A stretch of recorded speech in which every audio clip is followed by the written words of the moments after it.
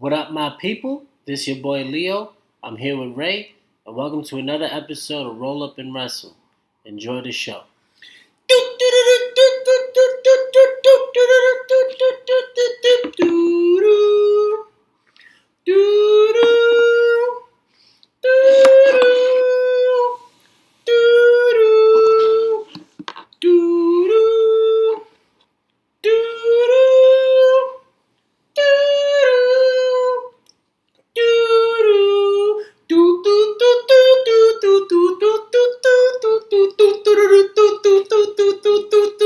I think I nailed it. I think that's the first one I've nailed. I think I got it. It was more believable. Yeah, it has to be because the Smackdown was terrible. Let me tell you, this Smackdown was terrible. It wasn't a snooze fest because it started off pretty good, but then after a while, I was just like, "What in the mother blue Jesus is going on here?" I felt the same way. I felt it. There was a few good parts, but then after that, I was just like, oh, man. Like the whole beginning, the whole first hour was pretty solid. I can't complain about the whole first hour. The only thing I can't complain about is Jeff Hardy's. That whole... Well, he started the show. Okay, hold on. So, they do... First of all, SmackDown got like... They're confused on what they want to do. First, 1 week, they're playing their theme song in the very beginning. And then after that, there is no theme song. So I'm like, okay, what are you guys doing? Make up your mind. What do you want to do? Do you want to show Roman? Do you not want to show Roman? Stop teasing us. Make up your mind. And then next, it's like, this angle, whatever this storyline, whatever this is terrible. It's good. What's good? Sheamus in this. Sheamus is good. Sheamus has the easiest part of this whole storyline. No, it's distasting. I understand that, but Sheamus, this is like Sheamus has the easiest lines in the whole thing. To take off Jeff Hardy, all he has to do is just keep saying, "You're a junkie." It's not PC though. It's not like, oh my god. You know what it is? It's because of my profession. My actual profession on what I want to do and where I'm going. I cannot condone this. I cannot get behind this whatsoever. It's just all types are wrong in every single way. So first off, they start off with Jeff Hardy backstage talking to three people. Three random people just chilling around talking to Jeff Hardy. These are no-name guys. They work for the company. They do stuff for the company. If people know who they are, then they'll probably let me know, like, you're so stupid, it was this person. All right, cool, I got it. I get it. That's great. I don't know them. Then they replay the sick angle from last week of Jeff Hardy. And then Jeff finally gets to the ring. Jeff gets to the ring, he's talking about how it's not a pretty picture with his past, talking about how he was attacked and how he felt like he was set up. He's talking about his sobriety and his battle with his demons. And he knows he did not slip last Friday. And he's describing what everyone else was describing about a man with red hair and a red beard leaving the scene. So right away, me and you looked at each other like, who else has red hair and red beard that's not Sheamus? Because WWE is known for this type of stuff. Yeah, they'll have they'll get the like not real wrestling fans to believe like, oh, it's this guy Sheamus, but we're in our heads we're like, who got red hair besides Sheamus? First we said Rowan. You said Eric Rowan, but then I was like, no, he's bald, but he does have a red beard. So then once you said that, I said, damn, that was who I thought it was in the beginning to bring him back. But yeah, this is bad. Like I'm messing around with Sheamus, whatever, but Jeff is okay with it, so... Listen, he has a job right now. He's just... Sheamus came with heat. Wrestling, I think wrestling pulls Jeff... I think it helps him with his sobriety and where he wants to go, and I think it helps him on his road to recovery. I think he uses wrestling as a way to get away from things. I think the longer he doesn't wrestle, the more it triggers him. It's like Jake the Snake almost. Jake the Snake, he can't be alone for too long and he feels like he needs wrestling because he feels like the people need him, and he'll go do it. But once he's alone, it's like, all right, what do I do now? Yeah. So he needs that. He needs the people around him to surround him and to support him and stuff. But this is terrible. This is just all out terrible. So anyway, so now Sheamus comes out. And he's talking about Jeff blaming others for his problems. He's talking about how Jeff needs to take responsibility. He's talking about how the fans enabling him. And he wants Jeff to man up and admit what he did. And then he said something about his wife and kids, I guess. I kind of zoned out for a bit because I was like... Oh, he said that they used to his mistakes to, like, not feel bad for his wife and daughters because they're already accustomed to him failing. Yeah, so I zoned out at that point. I was like, "Oh, this angle, storyline is bad." Because before that's when he called him the junkie. Yeah, he said you're just a junkie. Yeah. So then Jeff runs out. He gets bro kicked in the face, and Sheamus beats down on Jeff basically from there on out, and that's the end of that segment. Next up, we have the Otis and Mandy segment coming out from backstage. They notice King Corbin's chair, I can say, not like his throne, but a chair that had his crown and his robe on it. Okay. They're looking at it. Otis points to it. Mandy's like, yeah, try it on. So Otis then goes to try on the crown. He's like, oh, yeah. And Mandy says he looks great. And they walk away. All of a sudden, Corbin comes back looking for his crown. He's going ape shit. Where's my crown? Grabs a random guy with a headset. Where's my crown? Do you see my crown there? No. Where is my crown? I'm starting to like this kind of Corbin. I'm being honest. This is good humor and like a funny way. Like he was funny in this segment. He was funny. Like he was funny. Like, oh, so you're just gonna let him go with my crown? Yeah, like when he's grabbing random people and he's talking to them and he's shaking them up, and these little fragile guys are like just being shook around by Corbin. He's like, you see what my crown is? And he's like, oh, I seen Otis take it. He's like, you didn't stop him. So it looks like now if you steal things, a match will happen, because then we get Otis and Corbin in a match. I do it. I said it too when I was listening. I go, okay, so Michael Cole all of a sudden just goes, Otis and Corbin, next. So you just got to take crowns and you got to match with Corbin. This is like some 2K challenge. It's like when they tell you, oh, this week, find your own opponent. And they leave you the mystery, like, ooh, a crown. Who could this be? Yeah. And then Corbin goes, who took it? And oh, it was him. Oh, he took it. As we know in this, by the way, this episode of WWE, as you can tell, this Smackdown episode right here, we got a bunch of rats. A bunch of snitches. A lot of rats. A bunch of snitches. In this I thought I was watching 6ix9ine walk around all day. Thought I saw 6ix9ine all around. I was like, is that the Rainbow Kid? How quick he said Otis. Yeah. Well, he wasn't the only one to say real quick. Oh, I know and that. We'll get to that later on. So then we get Otis and Baron Corbin. We get a recap of Mandy Rose's daydream of her making out with Otis. All of a sudden, Corbin comes out. They're having their match.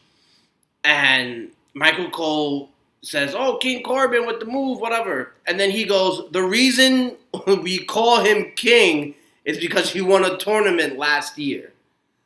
That's the first time I've ever heard Michael Cole say that. Since Corbin has won King of the Ring. He didn't even say the King of the Ring. He just said a tournament. He said a tournament last year. Wow. So when he said that, it kind of got me thinking, like, are they thinking about doing another King of the Ring tournament? Because that would be pretty dope. They should. I don't know why they stopped. And winner gets the shot at SummerSlam. Yeah, you could do that. Like that's what they used to do. Winner when you ever won King of the Ring. Well, no, Brock was the only one that got that. Okay, Austin got it when he won it in '96. He did not fight for the title. He didn't fight for the title, SummerSlam? No. No way. Brock was the only one who got it. And Brock didn't get it because he won King of the Ring anyways. No, he was just demolishing everybody. He beat the shit out of Hogan. He beat the bricks out of and Hogan. Heyman gave Rock the photos of the beating, and then that's how that match. Okay. Nobody really got a title match from King of the Ring. It's a great idea. Yeah. But now you got to think about it. If you're doing that type of tournament where the winner gets a title shot, you're not getting no future stars in this match now. Vince is throwing you names in a tournament. No, but that's good though. I like that idea. Yeah, I like that idea. And then you can throw in. Well, King of the Ring is what made Austin. And then you can throw in that one future star and have him go to like the semis at least. The King of the Ring made a lot of stars. That's why the match itself was amazing. It was basically growing a next superstar in the making. That's why everyone, when they said, "Oh, you want King of the Ring?" It's like, okay, you're on to the Intercontinental title, or you're going straight to the main title. That's how the King of the Ring is. But if you're gonna put a title shot, also you're basically, that's their G1 if they do that. If they say the winner of the King of the Ring in June gets a title shot at SummerSlam, oh, you're killing it. Right after, and then the month before you got yourself Money in the Bank. Oh yeah, you're doing good. That's what I'm saying. Like you get somebody that holds the briefcase, you don't know when he's cashing in, and you get your SummerSlam main event to challenge for one of the belts that they're whatever show they're on. Yeah, whatever show they're on, they're challenging for that belt. So anyway, I thought it was weird. It Otis and Baron, basic stuff, basic outside ring stuff, throws him into the ring post, throw him into barricades. This was a dry match. Yeah, this match was very dry. From the beginning. Corbin did throw a very nice spine buster, I will admit, to pick up Otis the way he did and to slam him the way he did. Man. That was really impressive. I thought it was really nice. So after that, Corbin gets upset. He goes outside. He asks for the crown. Oh, my Lord. Corey Graves goes to the guys like, give the man his crown back. It's his property. So he gets his crown back. He gets he hits Otis. Otis falls back a little. He gets upset. Corbin says, F this. He grabs the steel chair. Gets himself disqualified. Good heel work. I'm like, yes. I'm like, good. It's like, get out of this nonsense. You got your crown back. Get out. There's no need for the match now. And then all of a sudden, he keeps on trying to attack Otis, and he gets made to look like a fool. Caterpillar. Otis beats him down, gets him on the floor. Otis does his caterpillar, and that's that. I gave this match a quarter of a cloud. You gave this a rating? Yeah, I gave this a rating. Yeah. Oh, I did. I gave it a quarter of a cloud too. I put everything in one whole segment. Because right now, all right, I got the quarter of a cloud. Otis wins by DQ, and I got the Miz and Morrison segment. Oh man, but this was broken down into like 3 sections. Well, this one through all the night. Well, this is the one that they basically are shown inside the van. Yeah, they're in their stakeout van, and they're letting everyone know that they're gonna try to ruin Braun Strowman's life. Braun Strowman comes in this beautiful classic of a car. They also say that they feel Strowman doesn't see them as a threat because of what the universe has been saying about the match. Mm-hmm. They do see Strowman. He arrives to the arena, and he goes to try to make a little protein shake. Puts the water inside his cup, and boom, cup explodes. He goes apeshit. Typical big man thing. Miz and Morrison are just laughing, talking about this is great. And in my head, I'm just like, we need to grow up. Yeah, that. We need to grow up. That, and I hope Strowman does something crazy. Because, like, now you're doing, like, a 2-week build for a match. We all know Strowman's going to destroy both of them in. Yeah. So, I was like, okay, I guess you want to kill time with that. And then your man Shorty G got an interview. Like Chad Gable. I call him Chad Gable. No. It's Shorty G on the roster. I call him Chad Gable. And as soon as Kayla was about to interview him, Lord and behold, Mojo Rawley is in the building. Return of Mojo. He says Grunk got robbed of his title in a horrible way. And also hits us with the corniest dad joke about Shorty G's height. Oh my god. I wrote it down as Grunk and other nonsense. That's what I wrote down. Grunk and other nonsense. Shorty G doesn't find it funny. He turns around and Cesaro and Nakamura are waiting and hits him with a bow, nice hook. They all three of them attack Shorty G, and on comes Kofi and Biggie to the rescue. Yo, honestly, when I saw this, I was like, great, we're gonna have a 6-man tag match. And Lord and behold, later on the night, we got a 6-man tag match. I was like, oh, great, thanks. Good WWE booking at its finest. So predictable. Bang, bang. Yeah. Right after, we had Lacey Evans and Sonya Deville. Lacey Evans was coming out, and Sonya came out of nowhere and wrecked her. Destroyed her. She threw her so hard into the steps that I actually forgot. I seen Lacey coming out. I was like, oh, yeah, I'm going to go down. I put my head down, and all of a sudden, I hear, there comes so boom. I'm like, oh, she threw into the steps. Destroyed her. I was like, all right, this is going to be good now. Lord and behold, I was completely wrong. Match, just typical holds, man. Hold here, hold there, hold there, hold there, hold there. Punch, punch, punch, punch. Come back. Punch, punch, punch, punch. Stop the comeback. I make my comeback. I do your comeback. Bunch of nonsense. Seriously, really is. I will give it to Lacey. Lacey had this nice little leg sweep when she was out in the apron and knocked down Sonya, and she did this like cool little elbow drop coming back into the ring. I thought it was nice. Most weirdest spot I've ever seen in wrestling. Sonya and Lacey are getting tangled up. Sonya falls backwards. Her leg gets caught up in a ref's leg. The ref's leg gets caught up. And he takes a bump. And he's calling for them to separate. He's like, no. Go to your corners. We have a ref bump that needs medical staff. So he is getting a medical timeout. So a new ref has to come in. Oh God! But we got a commercial break out of this. Okay. So I'm just like, okay, that's fine. I guess we did this for a commercial break. I'm cool with it. So extra ref comes out. We get a new ref. The moment the new ref came in, I was like, this match is too long already. Sonya Deville does a crazy neck breaker from the ring apron, coming down to the floor. Lacey ends up hitting a springboard moonsault. All of a sudden, Sonya Deville has the upper hand on Lacey. Mandy appears on the screen, calling for Deville. Beautiful. Says, you're a failure. You're a failure at fighting. I know you. Distracts her. She turns around. Lacey with the woman, what is it called? The woman's right. The woman's right. And pins her. It gave this a half a cloud. Mandy looked beautiful. This match was way too damn long. I'm mad Sonya lost. Mad. I'm super upset Mandy Mandy lost, but this match was way too long for my liking. Well, you got to give them some time to develop their character. What do you expect? Yeah. Way too long. You know? Way too long in the match. They're building up stars. That's what they got to do. They're trying to build stars instead of boring us. Well, it's not their fault. They're giving them their chance. It's just there's no fans. There's no well, fans. either way, because right after that, they blessed us with the AJ Styles and Daniel Bryan face. You missed the Braun Strowman promo. What do you do?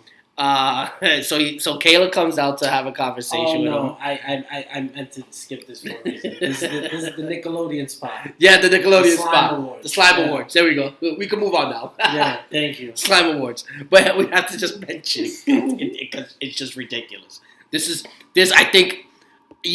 where I was just like, I'm done. I was done. But then they did bless us. She called them bastards. Yeah, she did. She definitely called them bastards. I was just like, whoa.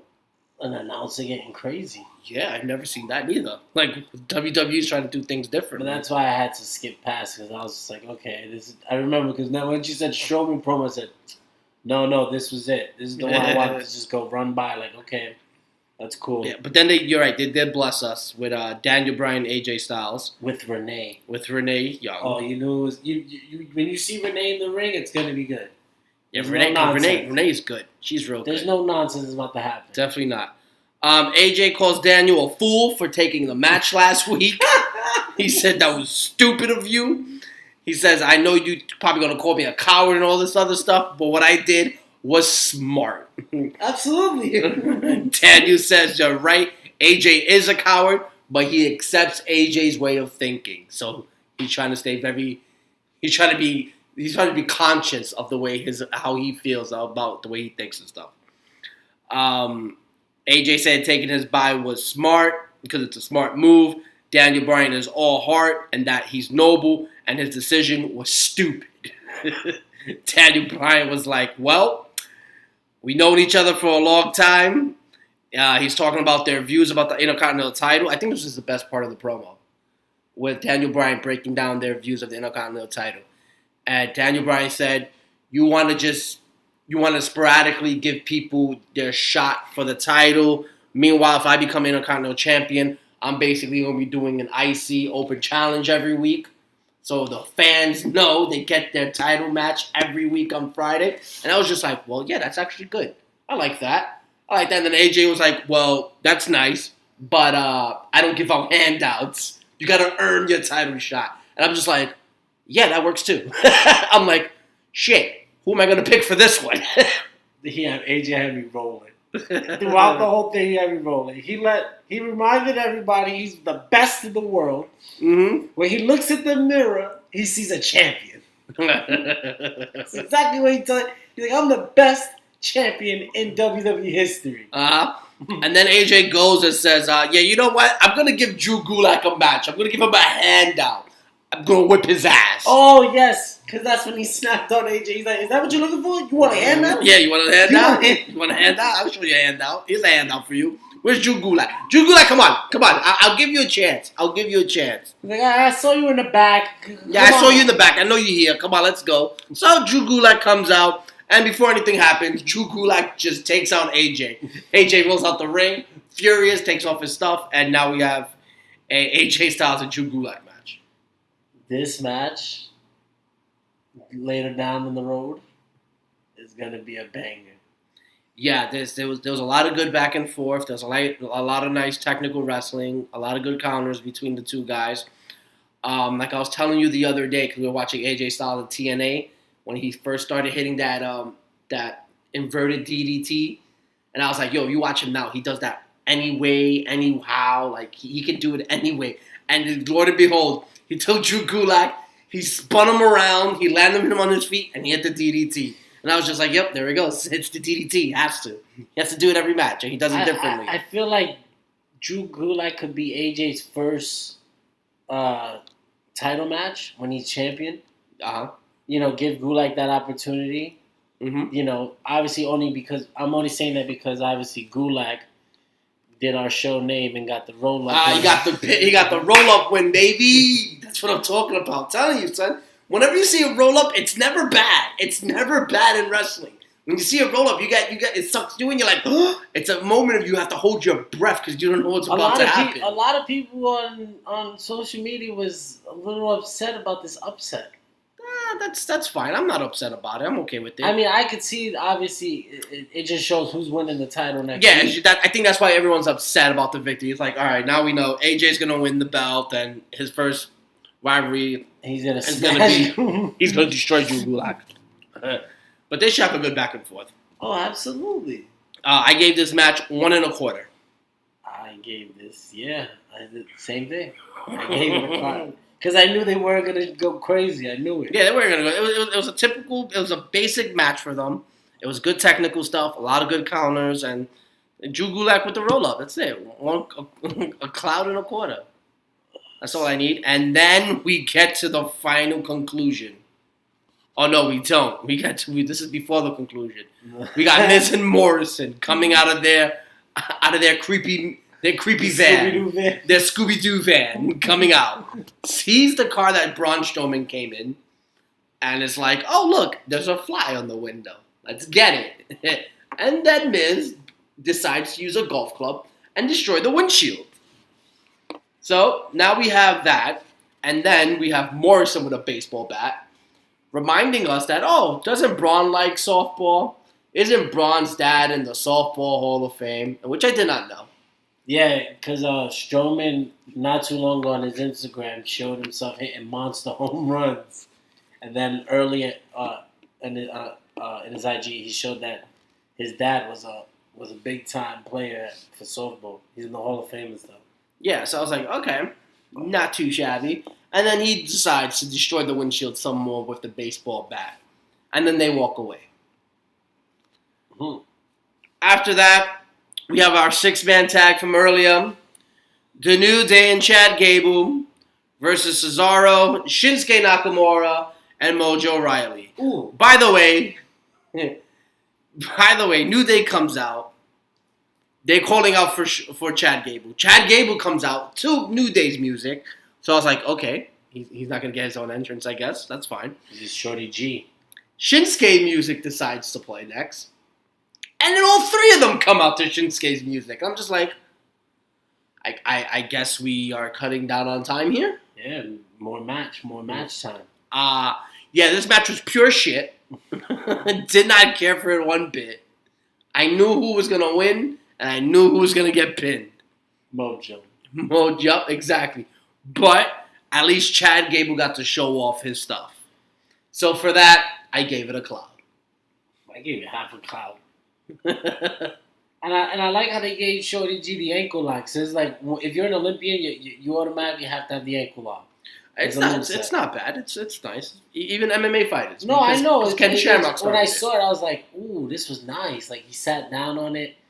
I'm thinking, all right, this could be, if this is your finisher, I can deal with it. Little man putting a submission like that is very believable. Mm-hmm. So I like it. Now, we get to the finale. Now we get to the finale, yes. Strowman walks out, sees the car wrecked. Miz and Morrison laughing their brains out, excited, like, oh, this is it. Strowman goes to the security guard. He asks the security guard, where are Miz and Morrison? The first guy doesn't say nothing. First guy is like, I'm a man of my word. I'm not saying nothing. You know? The second man comes. Strowman says, where are they? They're over there in that white van, right there. That white van. No hesitation. Miz and Morrison 6'9". no, quick. He blew it. I knew we should have taken them out. I knew it. And they're like, lock the doors. We're safe in here. Yeah, sure you are. Strowman tries to get in. Doors are locked. He looks at the camera and goes, you two are dead. Starts shaking the car, I guess, to like simmer down the weight, I guess. Yeah, simmer down the weight. It's like a little pre-workout. You shake the van. Lord of behold, Braun Strowman, this time it was believable, I think, picked up the van and tossed it on its side. People forget he's the world's strongest man competitor. I believe this one. He came the van, I believe. He came. I think the highest he's ever come into that competition was second. I think. I'm not too sure. Van, I believe. He's done world's strongest man competition. This van thing, I believe it was him. Yeah, definitely with him because to me, it looked believable. He looked real red. He looked out of breath. He looked like he was struggling for it at first, but that's all leg power. That's leg power. That's a van. That's two people inside the van. That's things inside. That's equipment inside the van. Whether the van was really filled with them inside of it and equipment, the visual of it looked good. Oh, to make him look it looked better than Bobby Lashley's tire. Okay, let's just put it that way. It definitely looked more impressive than Bobby Lashley's tire. Because Braun don't play that shit. Braun I'm strong. I'm strong. I'm not gonna fake this. I'm strong. That's exactly what I'm strong, damn it. That's it. Yeah, and then we get our main event. Woo! We have Nikki and Alexa coming out first. I was so confused, right? I was like, what is going on here? They're the champions and they're for their belt. And then I remembered once Sasha came out and then her music got cut, couldn't even play the good part of the song. Her music got cut. Bayley came out. I was like, oh, that's right. Bayley's the SmackDown Women's Champion. She should be coming out last. That's right. This was an okay match. Yeah.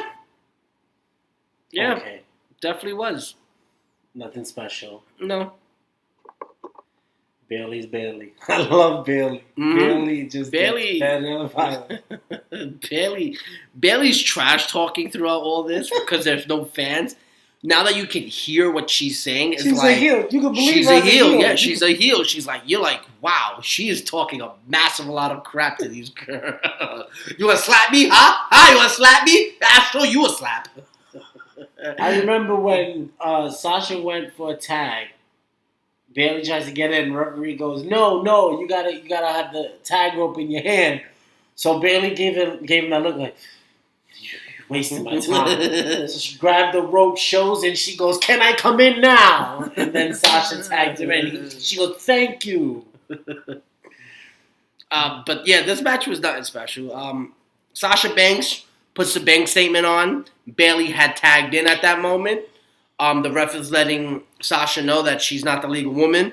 The ref starts counting to 5. Bailey's like trying to get Sasha off. I was like, get off, and like, I got this, and like pushes her out the ring. So Sasha looking there, all types of confused, like, what's going on here? And so Nikki gets Bailey and like rolls her up. And Sasha, like, realizes, like, oh, shoot, I got to go in and break this up. So she goes and breaks it up. She gets back onto the corner. She gets herself back into the match. Mm-hmm. She then does, like, this weird little thing from the apron inside the ring to Nikki Bella. Don't remember too much. Gets the bank statement back on Nikki. Alexa tries to go and break it up. Bailey pulls out Alexa. Now Nikki tries to counter it into a roll-up. That gets countered by Sasha into a roll-up. And 1, 2, 3, we got new champions. Bailey is a double champion. Bailey's a double champion. And I said it earlier on the show when we were going over it. I said I could really see Bailey being a double champion and rubbing corner Raw and NXT and rubbing that in everyone's face. So now they're going to go with Iconics. I don't know what they're doing. Don't look at me to know what they're doing. The best part of this match was the ending when they got the titles. Bailey grabbed the titles, ran around. So Corey Graves is in shock because he's telling everybody, he's like, Bailey's a double champion. She runs right to Michael Cole. She goes, Cole, these are so heavy. My hands hurt now. It's so much gold. So much gold. So much gold. She's like dragging the belt. And you so see much Michael gold. Cole like he has that voice like, I can't believe this. I cannot believe this. I think the reasons why they put the belts on them now is so that way I think at Backlash they are gonna lose, but this is gonna start the. What do you mean they're gonna lose the tag belts? Yeah, I think they're gonna lose the tag belts right away. I think this is just to put them on just so they can start a rivalry just so they can start the breakup between Sasha and Bailey. It's too early remember they said they're going past SummerSlam with this. Yeah, but I think Vince changes his mind every 2 seconds.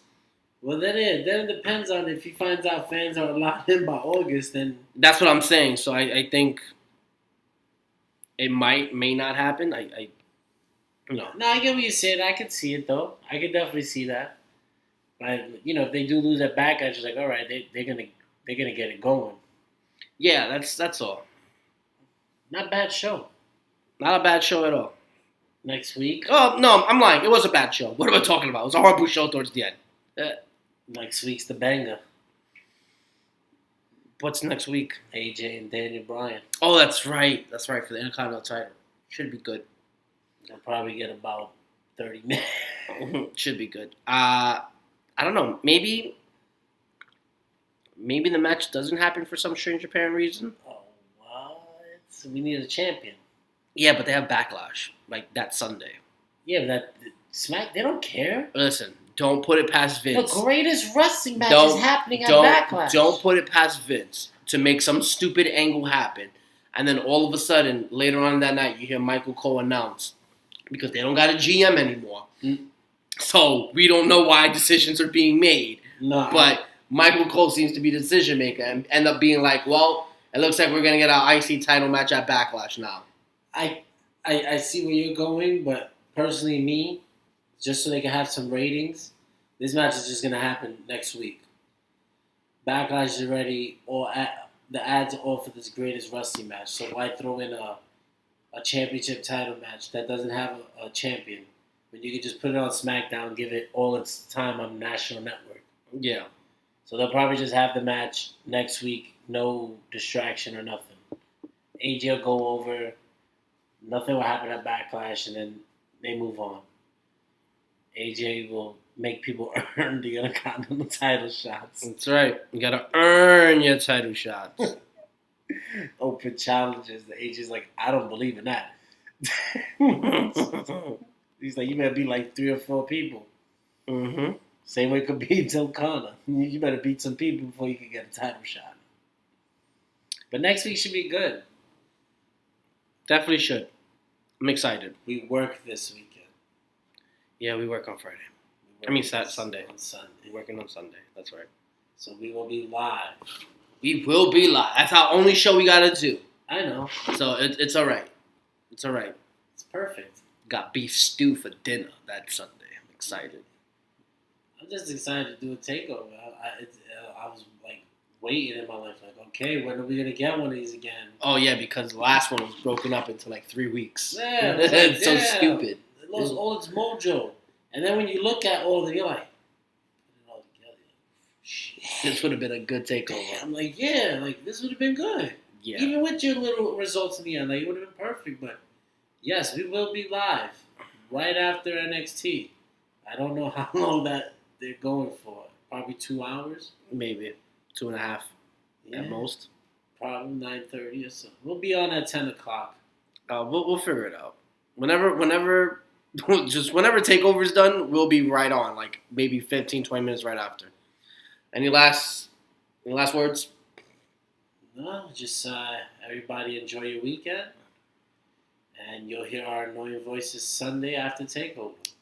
And with that being said, thank you guys for joining us. If you like what you heard, don't forget to subscribe, turn on the notification bells, and hit the thumbs up. Also, if you guys have any questions or comments, negative or positive, it doesn't matter. We're Brooklyn boys. We got tough skin. I'd like to also thank you guys for your support so much. And always remember, it's never a bad thing for a roll-up in wrestling.